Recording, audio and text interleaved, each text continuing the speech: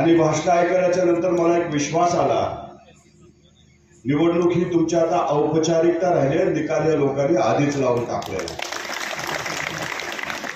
त्याचं कारण प्रत्येकाच्या भाषणामध्ये जो रोष होता आणि दत्ता मामाबद्दलची प्रेम होतं ते या ठिकाणी मला अनुभवायला भेटलं। महाराष्ट्रामध्ये प्रत्येक विधानसभा मतदारसंघामध्ये फिरत असताना एक गोष्ट मात्र पक्की झाली आहे की पुन्हा या राज्यामध्ये महायुतीचं सरकार आल्याशिवाय राहणार नाही। कारण या महायुतीच्या सरकारने 2.5 वर्षामध्ये सर्वसामान्यांसाठी इतकी कामं केलेली आहेत की ती कामं सांगताना सुद्धा आपल्याला एक एक काम विसरलं जातं। आम्ही ज्यावेळेस राज्यामध्ये फिरतो त्यावेळेस आम्ही महाविकास आघाडीमध्ये सरकारमध्ये होतो आणि महायुतीमध्ये सरकारमध्ये आहे। महाविकास आघाडीच्या सरकारमध्ये असताना आम्हाला 5 कामं हे सांगता येत नाहीत, पण महायुतीच्या काळामध्ये आम्ही 10 कामं सांगू शकतो, इतके कामं आम्हाला करता आली। आता या राज्याचं बजेट मांडलं, बजेट मांडल्याच्या नंतर मी बजेट पाहत होतो आणि बजेट पाहत असताना मी कुठल्या मतदारसंघात कुठल्या आमदाराने किती निधी नेलाय हे पाहिलं तर महाराष्ट्रातल्या क्रमांक 5 मध्ये दत्ता मामाचं नाव आहे, ज्यांनी या राज्यामध्ये मंत्र्याला सुद्धा लागेल इतकं बजेट इंदापूरसाठी आणलेलं आहे। मतदारसंघाचा विकास कसा करावा, मतदारसंघाची कामं कशी सोडवावी याचं उत्तम उदाहरण म्हणजे दत्ता मामा आहे। एक मंत्री तर म्हणतात दत्ता मामासारखा फॉलोअप घेणारा एक पण आमदार या राज्यामध्ये नाही। एखादी जर काम करून घ्यायचं असेल तर त्या व्यक्तीच्या दारात 10 वेळा जाईल आणि ते आपल्या मतदारसंघाचं काम सोडून घेईल, इतकी ताकद दत्ता मामाची। मामाचं काम आम्ही जवळून बघितले। येत्या काळामध्ये 20 तारखेला माझी तुम्हाला सगळ्यांना नम्र विनंती आहे की दत्ता मामा समोरील जी घड्याळ चिन्ह आहे तिथलं बटन दाबून प्रचंड बहुमताने निवडून द्या। का निवडून द्या तर आपल्या भागाच्या विकासासाठी निवडून द्या। का निवडून द्या तर दत्ता मामा ज्या पक्षामध्ये काम करतात त्या पक्षाचं नेतृत्व अजितदादा करतात। अजितदादांनी कधी जातीचं, कधी पातीचं, कधी नात्याचं, कधी गोत्याचं राजकारण केलं नाही। अजितदादांनी राजकारण केलं ते विकासाचं आणि म्हणून दत्ता मामाला त्या ठिकाणी निवडून द्या। मामा तुमच्या पुढचे उमेदवार आहेत, त्यांचं मी एका दिवशी टीव्हीवरती भाषण ऐकत होतो। आता बऱ्याच लोकांनी त्यांचा गुणगौरव केला। टीव्हीवरती भाषण ऐकत होतो आणि ते निष्ठेवर बोलत होते। मला आश्चर्य वाटलं। मुंबईमध्ये चर्चा आहे, सगळ्या पक्षामध्ये चर्चा आहे। हर्षवर्धन पाटील हे चायनीज मालासारखे आहे, नो गॅरंटी नो वॉरंटी। तुम्हाला आत्ताच सांगतो, माझं भाषण रेकॉर्ड करून ठेवा। इथं पवार साहेबांसोबत फोटो आहे। आज तारीख 16 आहे, पुढच्या 16 तारखेला दुसऱ्या नेत्यासोबत जर फोटो नाही दिसला तर माझं नाव बदला। हा माणूस जर स्वाभिमानाने निष्ठेवर बोलायला लागला आणि 20 वर्षात 5 पक्ष बदलले, एखादी सरकारी अधिकारी जर करप्टेड असला, लोकांना त्रास देणारा असला, लोकप्रतिनिधी म्हणून त्याच्या जेवढ्या बदल्या होत नाही तेवढ्या बदल्या तुमच्या झाल्या आणि तुम्ही निष्ठेवर बोलता। म्हणून अशा जी मौका परस्त लोक आहेत त्यांच्यापासून पहिलं सावधान राहा। आपल्याला आमदार कसा पाहिजे तर दत्ता मामासारखा दमदार पाहिजे, जे आपल्या भागाचे प्रश्न सोडवणारा पाहिजे, जो विधानसभामध्ये जाऊन मांडणारा पाहिजे, जो सोडवून आणण्याची ताकद ठेवणारा पाहिजे, असा आपला आमदार पाहिजे। नाहीतर निवडणूक आली, तिकीट नाही भेटलं, गेला दुसऱ्या पक्षात। मी तर सांगतो 23 तारखेच्या नंतर त्यांना झोप लागणार नाही आणि चांगली झोप लागावी म्हणून परत ते स्वघरी आल्याशिवाय राहणार नाही। 23 तारीख फक्त वाट बघा, कारण त्यांचं जर सगळं चित्र बघितलं, त्यांची जर पार्श्वभूमी बघितली तर माझं सुद्धा खुलं आव्हान आहे।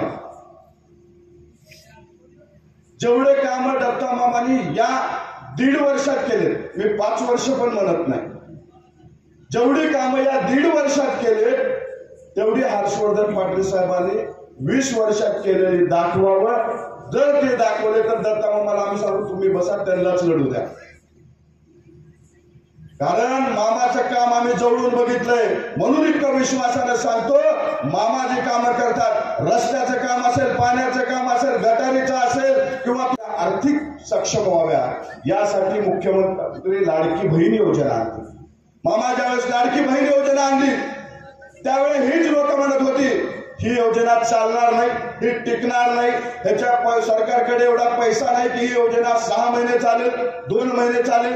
परंतु योजना चालली आणि आमचं सरकार परत आल्याच्या नंतर त्या योजनेची रक्कम वाढवून आम्ही चालवून दाखवू. ही योजना बंद पडावी म्हणून ही लोक सुप्रीम कोर्टापर्यंत गेली आणि आज हीच लोक स्वतःच्या जाहीरनाम्यामध्ये माहिती देत आहेत की आमचं सरकार आलं तर 3,000 रुपये देऊ. आहे तुम्हाला विश्वास त्यांच्यावरती? लबाडाचा अवतरण जेवल्याशिवाय खरं नाही, अशी लोक आहेत. मामा आजचा एक प्रसंग सांगतो. सरकारमध्ये आल्यावर आपल्या सरकारने काय कामं केले आणि सर्वसामान्यांना कसा फायदा झालाय. मी आज पुण्याहून येत होतो, बिगवरला चहा पिण्यासाठी थांबलो आम्ही. आणि एक म्हातारे आजोबा होते जे 75-80 वर्षाच्या काळ असतील. त्या मामाला विचारलं मामा कुठले? त्या आमच्याच गावाकडचे निघाले, लातूरचे. म्हणलं इकडे कसं काय आला? ते म्हणलं इथं मासे चांगले भेटते आणि मासे खायची इच्छा झाली म्हणून इथं आलो. म्हणलं इकडे कसं काय? म्हणलं बाई एसटी फुकट आहे, फक्त हॉटेलचं बिल द्यायचंय. म्हणजे म्हातारपणी सुद्धा आमच्या सरकारनं सगळ्यांचे शौक पुरे केले, त्यांच्या इच्छा पूर्ण केल्या. त्या इथे येऊन सुद्धा खाऊ शकतात, इतकं चांगलं काम महायुतीचं सरकार करतंय. म्हणून तुमचं मत हे दत्ता मामाला द्या. काही लोक येतील, आव्हानं करतील. मामा काही लोक आव्हानं करतील आणि त्यांच्या आव्हानाची मी काही गोष्टी ऐकल्या म्हणून मला एक गोष्ट आठवली. छोटीशी एक गोष्ट सांगतो आणि थांबतो. एक जंगल होतं आणि त्या जंगलामध्ये एक निखळ पाण्याची नदी वाहत होती. त्या नदीमध्ये हत्ती आंघोळ करत होता आणि हत्ती आंघोळ करून जंगलाच्या दिशेने चालायला लागला. पुढून बघितलं तर एक चिखलात माखलेलं डुक्कर जंगलातून नदीकडे येत होते. हत्तीनं डुकराकडे पाहिला, रस्ता बदलला आणि जंगलात निघून गेला. त्यावेळेस डुकरानं जंगलात अफवा पसरवली की हत्ती मला घाबरतो. मग हत्तीच्या मित्रानं हत्तीला विचारलं, अरे तू डुकराला घाबरतो? त्यावेळेस हत्ती म्हणाला 4 दिवस शांत बसा, त्याला 4 दिवसात ब्रह्मात राहू द्या, 4 दिवसात असंच त्याचा गैरसमजामध्ये जगू द्या. असं जर कोणी आम्हाला आव्हान समजत असेल तर त्याला 4 दिवस ब्रह्मात राहू द्या, 4 दिवस गैरसमजामध्ये राहू द्या. 23 तारखेला ही जनता त्यांचा भ्रम उतरवल्याशिवाय राहणार नाही. हा विश्वास आजच्या सभेच्या एवढ्या रात्री उपस्थितावर दिसून येतोय. माझी तुम्हा सर्वांना नम्रतेची कळकळीची एवढीच विनंती आहे की येत्या 20 तारखेला दत्ता मामा यांचं चिन्ह घड्याळ, घड्याळ्या चिन्हापूर्वी बटन दाबून दत्ता मामाचं जे मागचं रेकॉर्ड होतं ती रेकॉर्ड तुम्ही मोडावं एवढीच विनंती करतो आणि थांबतो. जय हिंद, जय महाराष्ट्र, जय महायुती. पाठबळ मिळावा म्हणून बहिणींना 1500 रुपये प्रत्येक महिन्यात दिलेत. अजून निधी आपल्याला वाढवायचा आहे, 1500चा 2100 रुपये करायचा आहे. अशा अनेक योजना आमची लाडकी बहीण असेल, लाडकी लेक असेल किंवा आमच्या महिलांसाठी 3 गॅस सिलेंडर मोफत असतील, शेतकऱ्यांसाठी मोफत वीज असेल, असे चांगले निर्णय हे सरकारच्या माध्यमातून नोंदवून घेतलेले आहे. तर मला तुम्हाला एक विनंती करायची आहे, सरकार तुमच्या बरोबर आहे, आम्ही सगळे तुमच्या बरोबर आहे. तुमच्या सगळ्यांसाठी आम्ही काहीतरी केलेलं आहे. आज तुमच्यासमोर मी मत मागतोय. ते मत मी तुमच्यासाठी काय तरी केलं असेल तर, विकासाचा निधी दिला असेल तरच बाबांनो मला मत द्या. हे पण आज तुम्हा सगळ्यांना बोलून सांगतो. कारण का कार्यक्रमाला उशीर झालेला आहे. मला जास्त काय बोलायचं नाही, परंतु आज आपल्यामध्ये ज्यांनी ज्यांनी प्रवेश केला त्या सर्वांचं, आमचे पांडुरंग जे असतील त्या सगळ्यांचं निश्चित प्रकारे आज मी अभिनंदन करतो. निश्चित त्यांना एक पक्षामध्ये चांगल्या प्रकारची एक वागणूक दिली जाईल हे पण आपल्या सगळ्यांच्या साक्षीनं बंधूंनो सांगतो. आज आपल्याला माहित आहे की आपल्याला सिटीच्या पाण्याचा खूप महत्वाचा विषय. आपल्या भीमा नदीला आपल्याला बांधारे असतील, नीरा नदीच्या विषय असेल, या दोन्ही गोष्टी असतील, किंवा आपली जी 22 गावं आहेत त्या 22 गावाच्या पाण्याचा प्रश्न असेल, यासाठी निश्चित प्रकारे भविष्यामध्ये काहीतरी आपल्या सर्वांना केलं पाहिजे. जर आपण या गोष्टी केल्या नाहीत तर निश्चित प्रकारे ही आजची पिढी म्हणत ही आमच्या जुन्या पिढी निश्चित प्रकारे चुकीची होती, या लोकांनी आमच्यासाठी काय केलं नाही. त्यासाठी बंधूंनो, आपल्याला जे लढायचंय, आपल्याला जे करायचंय, विकास, आपण रस्ता परत करू, आपण एखादं काम परत करू, पण परंतु आपल्याला शेतीच्या पाण्याचं महत्वाचं काम हे भविष्यामध्ये करायचंय. त्यासाठी आपल्या सगळ्यांना माहिती आहे युतीचं सरकार तर येणारच आहे. त्यामुळे युतीच्या सरकारमध्ये आदरणीय एकनाथजी शिंदे साहेब असतील, देवेंद्र फडणवीस साहेब असतील, अजितदादा पवार साहेब असतील, या सर्वांच्या माध्यमातून या तालुक्यामध्ये विकासाचा निधी हा जास्तीत जास्त कसा मिळेल, कसा आपल्याला त्याचा फायदा घेता येईल, यासाठी बाबांनो प्रयत्न केलेला आहे. चव्हाण साहेब सांगत होती गोष्ट खरी आहे, पण एवढा विकासाचा निधी आणला, एवढी कामं केली, ही काय बाबांनो जादूची कांडी नाही आहे. विकासाचा निधी आणताना किती मारावं लागतं, किती त्यासाठी झगडावं लागतं, किती पाठपुरावा करावा लागतो, याचे अनेक उदाहरणं आपल्या सगळ्यांना बाबांनो माहित आहे. शिरसोडीचा पूल असू द्या, किंवा मला आता कोणावरती टीका टिप्पणी करायचीच नाही, कारण का शेवटी आपण काम केलेलं आहे. भविष्यामध्ये आपल्या सगळ्यांना काम करायचं आहे. राहिलेली कामं करा, मी म्हणणार नाही की सगळीच कामं झालेली आहेत, परंतु राहिलेली सुद्धा कामं निश्चित प्रकारे भविष्यामध्ये आपल्या सगळ्यांना करायचे. त्यामुळे मला तुम्ही सगळ्यांची साथ हवी आहे. मला तुम्हाला एक विनंती करायची आहे, तुम्ही सगळेजण एकामेकामध्ये गैरसमज करू नका. तुम्हाला सगळ्यांची गरज आहे, कारण काय होईल, आज तुम्ही सगळेजण एक आहात, तेव्हा काही विरोधक चतुर आहेत, तुमच्यामध्ये गैरसमज निर्माण करतील, तुमच्यामध्ये भांडण लावण्याचा प्रयत्न करतील, आणि भांडण लावून स्वतःची गोळी कशी भासता येईल यासाठी प्रयत्न करतील. या लोकांना त्याची जागा दाखवा. तुमचा गैरसमज एकमेकांमध्ये गैरसमज करू नका. उद्या तुम्ही मतदारासमोर जाताना शेवटी ही गोष्ट खरी आहे, शेवटी काम करणारा माणूस चुकतो, बिगर काम करणारा माणसं चुकायचा विषयच नाही.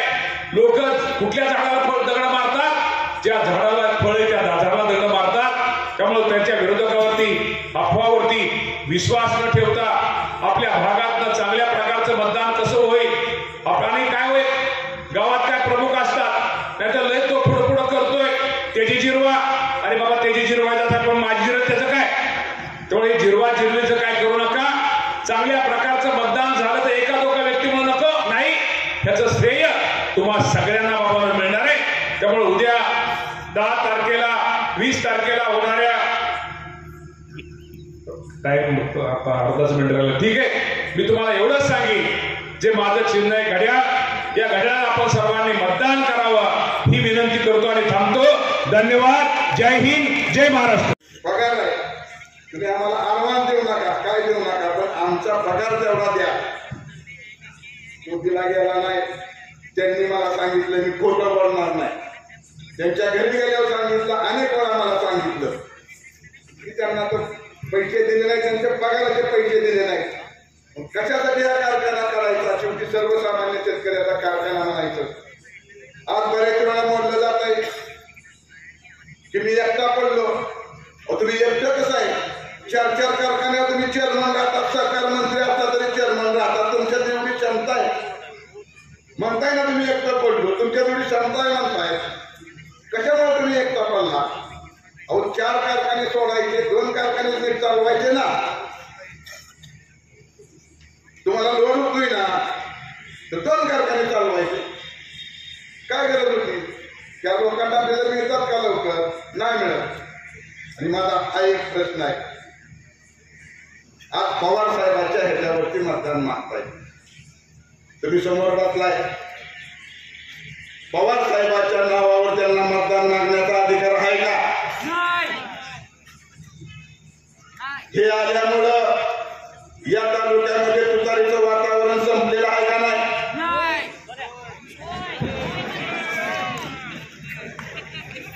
हे या पक्षात गेल्यामुळं तुतारीचं वातावरण पूर्णपणे संपलेलं आहे. या तालुक्यातल्या तमाम जनतेनं निर्णय असा घेतलाय, यावेळेस बांधायचं तर हातात घड्याळच बांधायचं, आणि छातीतोडपणे सांगायचं की आम्ही दत्ता मामा बहिणीलाच मतदान करणार आहे.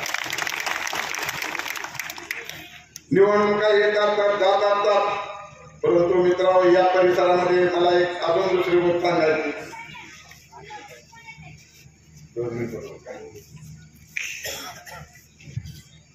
आपल्याला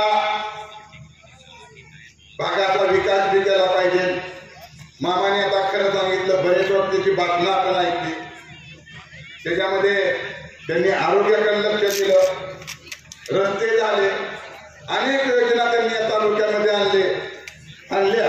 जाता जाता त्या पुलाला परवानगी दिली, कुठल्या उजनीच्या जवळजवळ 350-400 कोटीचा पूल त्या ठिकाणी त्यांनी दिला. त्यांनी काय केलं, त्यांनी काय सांगितलं, त्या पुलाची काय गरज होती, गरज नव्हती तर पूल कशा पाहिजे होता, पूल ह्याच्यासाठी मामाने त्या ठिकाणी दिला, दादांनी त्या ठिकाणी दिला की करमाळा आणि इंदापूरची आवक जावक वाढावी, ऊसाची वाहतूक जवळ पडावी, त्याप्रमाणे व्यापार वाढावा. जर व्यापार वाढला तर आमच्या दुकानदाराला त्या ठिकाणी त्याची कमाई होईल, नवीन लोकांना शाळेमध्ये जाण्यासाठी जवळची सुविधा होती आणि अनेक गोष्टी, जवळचं अंतर असल्यानंतर अनेक गोष्टी घडतात म्हणून त्या ठिकाणी दिलं. आता जर जाता जाता जर अजितदादांनी फोन दिला असेल आणि मला सांगितलं असेल की आप्पासाहेब मी निवडणूक झाल्यानंतर या नीरा भीमा नदीवरच्या बंधाऱ्याला मी सहकार्य करतो, मी ती बंधाऱ्याची हमी घेतो, मी बंधाऱ्याची काय असेल ते तुमच्या ऑटोमॅटिक गेटच्या बंधाऱ्याची माहिती घेऊन त्या ठिकाणी तुमचं काम करून देतो. तर मी काय निर्णय घ्यायला पाहिजे होता, मी 5 वर्ष त्याच्यासाठी झगडतोय. आज मामाच्या माध्यमातून बऱ्याच लोकांचे ऑपरेशन झाले. एक उदाहरण सांगतो की माझ्या सख्या मामीचं सुद्धा गुडघ्याचं ऑपरेशन या ठिकाणी मामाने केलेलं आहे. मागेतल्या 2-3 महिन्यापूर्वी. म्हणजे आरोग्याच्या सेवा या तालुक्यातल्या लोकांना मिळाल्या पाहिजेत यासाठी कुणाची धडपड असते.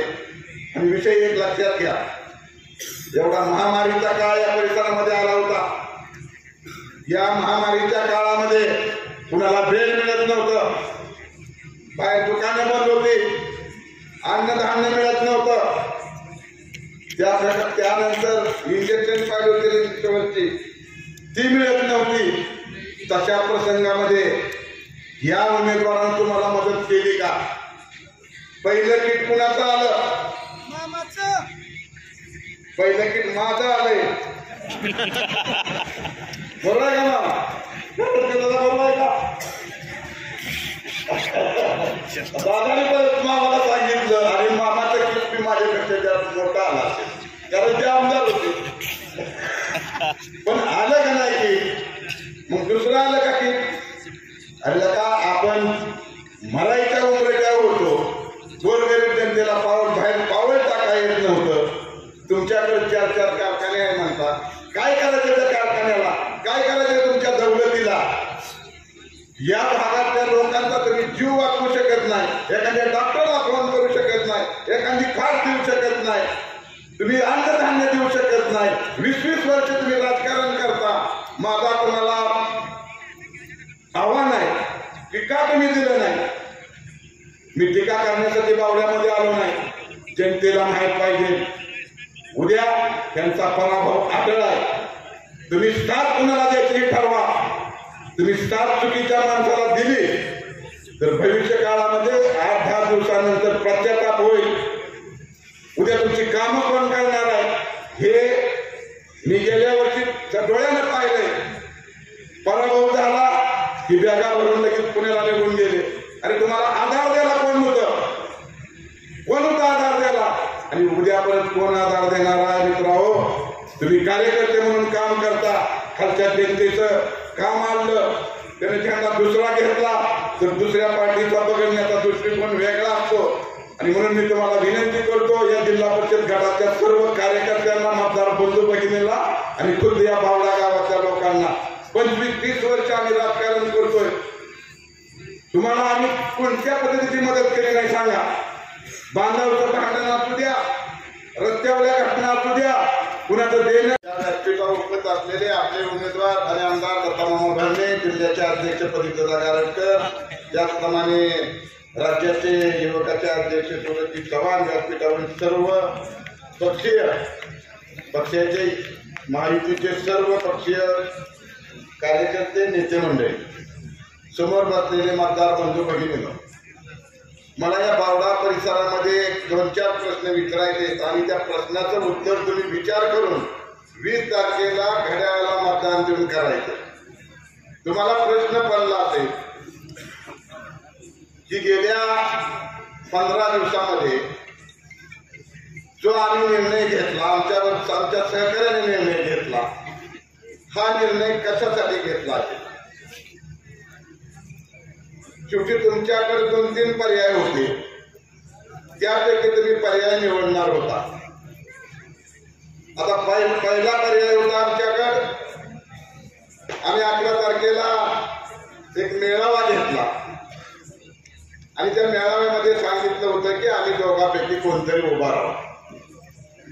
पण मी प्रामाणिकपणे सांगतो, मला त्या ठिकाणी अपक्ष उभा राहण्याची माझी मनापासून इच्छा नव्हती.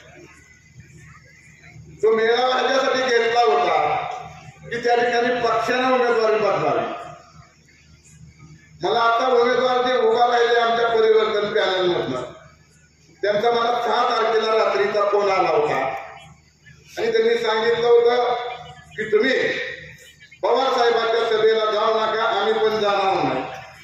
मी त्यांना त्यावेळेस सांगितलं होतं त्या पहिल्या फोनला की बाबा मला जावं लागेल. परत फोन आला, साहेब तुम्ही जाऊ नका. मी म्हणलं मी सकाळी चर्चा करतो, तुमच्याकडे येऊन आपण बसून परत ठरवू. परत फोन आला, तुम्ही मेळाव्याला जाऊ नका, मी झेंडा घेतो, मी तुमचा प्रचार प्रमुख होतो. ठीक आहे.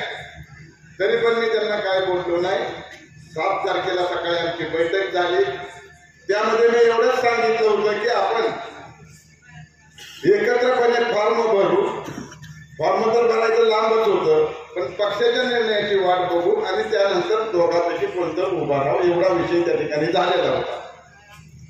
परंतु 11 तारखेला मेळावा झाला आणि 3-4 दिवसांनी त्यांनी जाहीर केले की उभा राहायचे. मी म्हणत होतो थांबा जरा, ही गोष्ट मला सांगितली पाहिजे परिसरामध्ये आणि आपण लोकांचा निर्णय घेऊ, लोकांचं मत आजमू आणि त्यानंतर निर्णय घेऊ. पण त्यांना घाई झाली होती. ते म्हणले की माझी आईची इच्छा आहे. प्रत्येकला आठवण बोलून सांगितलं आणि बाहेरून मला सांगितलं. तर मी म्हणले की बाबा आमचा तुम्हाला पाठिंबा नाही. हा विषय संपला. आता दुसरा विषय आला, हर्षवर्धन पाटील साहेबांना आम्ही का पाठिंबा द्यायचा, हा तुमच्या पुढे विषय असेल, किंवा भरणे आम्हाला का पाठिंबा द्यायचा. दुसरा विषय असा आला की ज्यांनी आम्ही लोकसभेला काम करायचं त्या पक्षाचं प्रामाणिकपणे केलं. प्रत्येक तालुक्यातल्या लोकांना वाटत होतं की माझीच उमेदवारी फायनल आहे.